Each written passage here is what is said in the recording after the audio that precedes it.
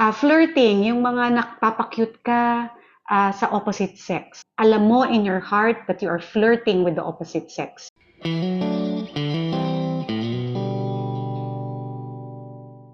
Welcome! Happy spouse, happy house. Ang bawat pamilya may pag-asa. Maraming salamat po. Thank you very much for all your comments, your DMs, and your suggestions that we may do another episode. Remember, what's our topic? Boundaries in marriage. So are you ready? Let's begin. Okay, talking about boundaries, na-realize po namin din, and hopefully na-realize din ninyo na it's easy to set boundaries. Sa totoo lang, dahil ang mga pinapresent naman namin sa inyo palagi, kung ano yung mga practical things that we need to do and that we need to learn. Pero we also realize na setting a boundaries is really a commitment, no? And ang commitment na yon ay hindi lang sa ating sarili. But first and foremost, we realize ang lahat naman sa atin, halos lahat, ay kinasal naman. Let's say sa simbahan, di ba? And you know how it is na yung pag sinasabi natin na we wanna make things right, we wanna honor God, and yun yung primary reason at natin ginagawa ito, because first and foremost, yung commitment na ito is to the Lord, and we want to honor the Lord. Yeah. Naalala natin na natin, di ba? That in the Bible, in Genesis 2:24, ang sinasabi diyan that is why a man leaves his father and mother and is united to his wife, and they become one flesh. That living and cleaving, and so that we can be united with one another as husband and wife, and that we may live out our married life as one flesh. So yung boundaries that we are setting, that is only one of so many things for us to become one flesh. And katulad nga ng sabi natin, pagpapatuloy natin ang discussion natin ngayon, nung first part ay binigyan namin kayo ng 3. For this video, we're going to give you 5. Okay? 5 things. I-add natin yan doon lang. Oo. In setting boundaries, lalong-lalo na nga doon sa opposite sex. So, let's begin. Another boundaries that we can add to what we have previously discussed is to honor your vows. Ano po itong mga ito? Ito yung mga commitment. Diba? Do you still remember the day you said, I do? At yung mga kinomit natin ng mga promises before God and all the witnesses, remember, kung naalala nyo pa po, ito yung tinatawag na commitment natin for each other at saka yung fidelity inside the marriage. This also involves avoiding behavior or situations that could lead to infidelity. Ano yung mga yon? Flirting, yung mga nagpapa-cute ka sa opposite sex. Alam mo in your heart that you are flirting with the opposite sex. And what else? Pursuing romantic interest outside the marriage. If you remember in our first teaching on boundaries, we encourage you highly, do not do this with the opposite sex because it sends a wrong signal dun po sa opposite sex, no? Pwede itong kaibigan natin or kasama natin sa trabaho or kung sino man na nakilala po natin, ano? At ito pag outside the marriage, napakadelikado po nito because you feed in what we call need nga ng kabila or more so, ikaw din. So may tinatawag tayong mga needs, ano po, at yung lalo na yung emotional need, kung masyadong mababa, napakadelikado po nitong flirting or romantic interest outside the marriage. Or itong tinatawag natin na secretive communication. Ito yung your spouse doesn't know na nakikipag-chat ka na pala, your spouse doesn't know na more so, pinaka-dangerous po, no, na nakikipagkita ka na pala or nagtatawagan na kayo. At you exchange, una sa simula, mga healthy hi-hello lang yan. Pero because the needs are met, you now tend to forget the vows that you have made nung kinasal kayo. So let's be very careful. Yeah, yung nabanggit na word na flirting, medyo mabigat yan. At it can also be a mabigat na accusation coming from your spouse. Kaya lang, yung flirting na sinasabi natin, it may come in many forms. At hindi lang siya yung because nakikilitian.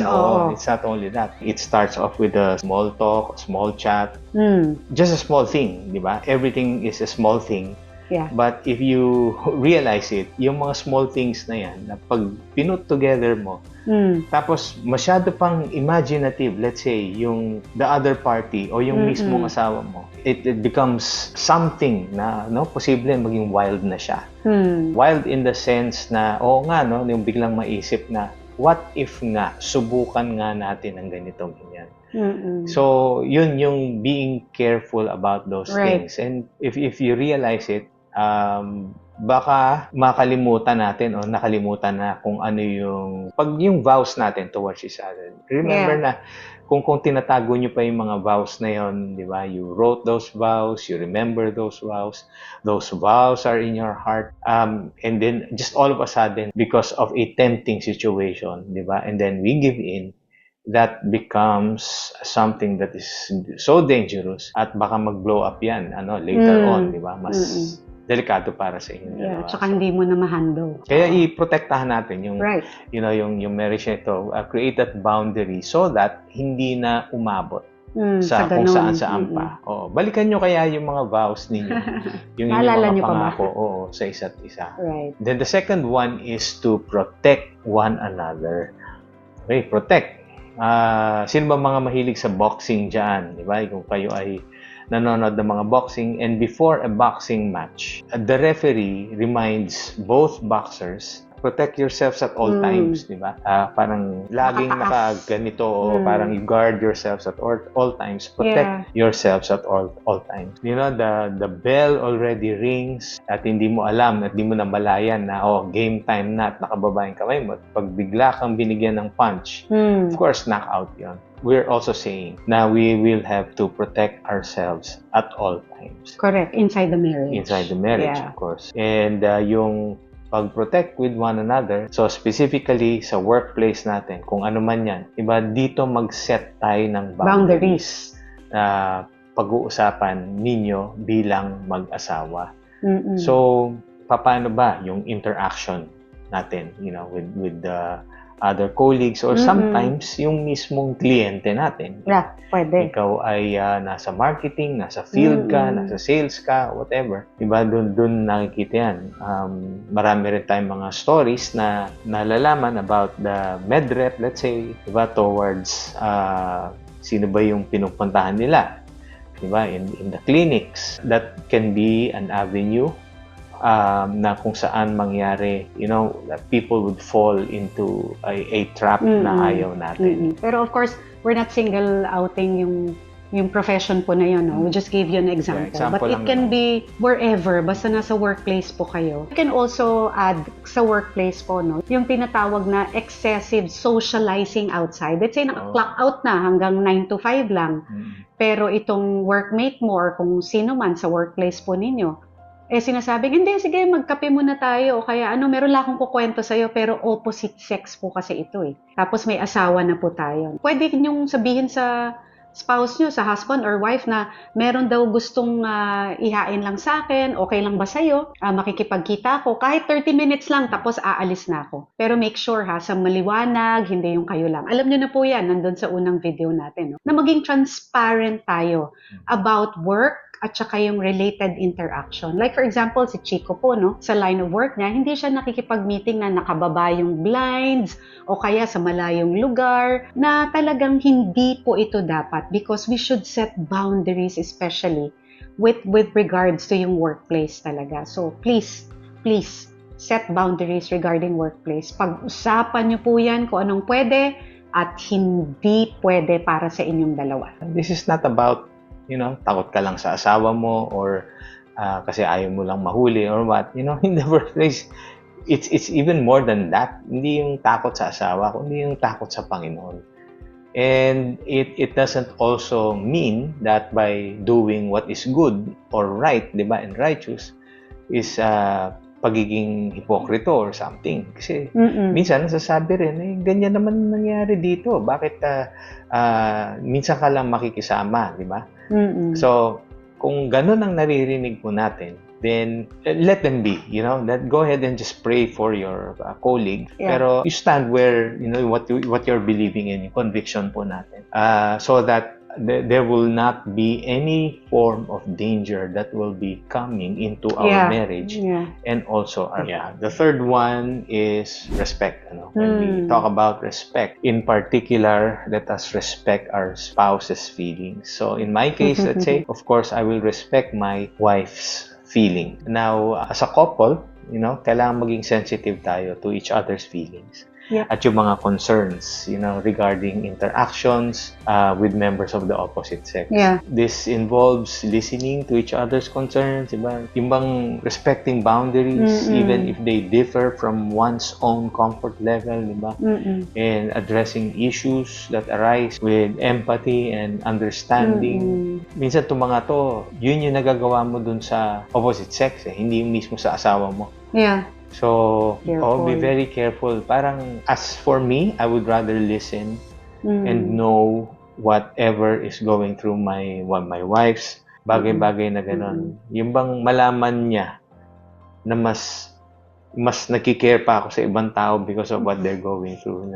Yes, we do. Hindi naman natin sinasabi na huwag natin pansinin, di ba? At maging manhid naman tayo towards others' needs. But ibigay natin sa ibang channel. Ibig sabihin, kung may kasama ka rin or ibang tao, or kahit yung wife mo na mismo, colleague or a friend, opposite sex, a woman, for me, di ba, kunyari, na is going through something, wag ako mag-deal doon. Wife ko na lang. Kung kaibigan naman namin pareho, si Marian na lang towards that. Or kung ka-opisina, ibibigay ko na lang sa...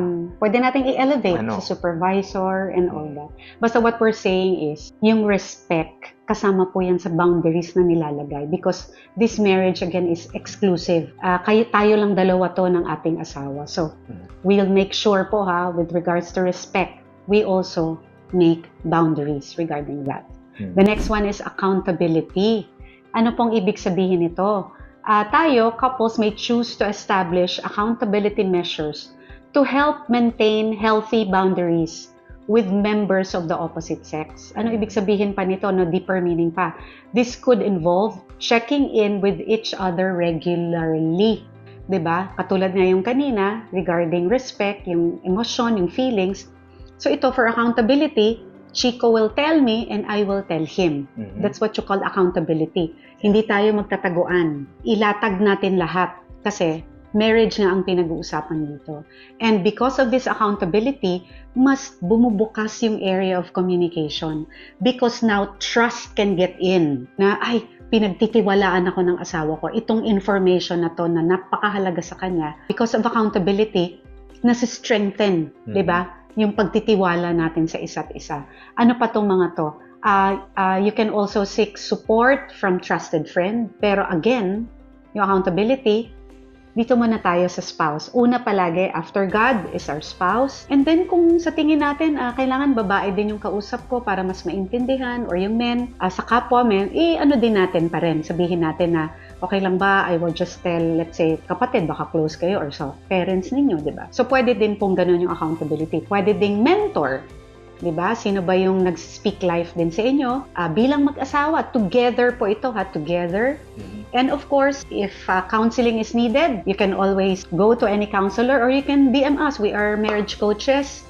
We would gladly read and privately answer you with whatever concerns that you have. So again, accountability is very important. So you set that boundary na yan inside your marriage relationship. And then the last one is transparency. And in particular, yung communication transparency. Ang mga couples, kaming dalawa, mag-asawa, ay nagiging transparent kami about our communication with yung others, di ba? Yung sharing of information about interaction. Pagka nagte-text ka, o kaya pagka, I don't know, you're in your phone or you're in laptop, tapos parang mag-isa kang tumatawa, di ba?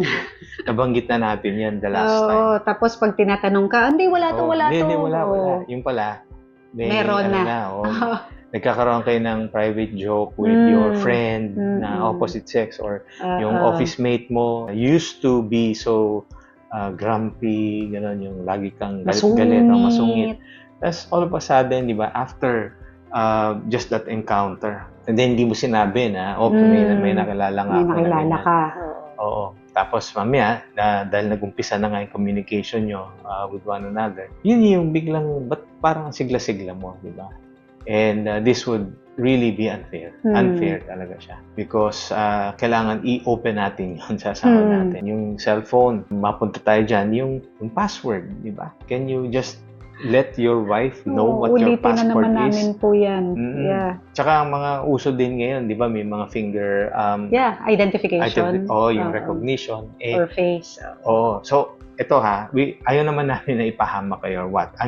We're sure that you very well know about this technology. Kaya niya maglagay ng more than one. And so, I believe in my phone, she has... Yeah, and vice versa. May finger recognition. We will not start, agreeing together, Daya. We need to put boundaries. We should start. Again, we always say in Happy Spouse, Happy House, wala pong huli palagi, ang bawat pamilya may pag-asa. So, we would like to spur you on, encourage you. You start. Even if you're, just got married, mas tama, mas okay. Maglagay kayo ng boundaries kung ano sa tingin nyo. Or let's say, if you've been married for quite some time and your boundaries marriage needs a revisit, then go ahead, revisit that. And then you update it, you agree, and then you continue on to do that boundaries that you have agreed together. Yeah. So if you feel like, this video has helped you, nagdagdag tayo ng 5 ngayon, please do make a comment in the comment section. Yeah. Or if you have any other suggestions or meron kayong mga other reactions, please do let us know. You may do so by writing in the comment section or i-send nyo via direct message. And also, don't forget, if you haven't subscribed, like or share, please subscribe. Happy Spouse, Happy House. Sa Facebook, sa YouTube, Instagram, TikTok. So again, I'm Coach Marian Peña. And this is Coach Chico. Na nagsasabing, bawat pamilya may pag-asa. Happy Spouse, sa Happy House.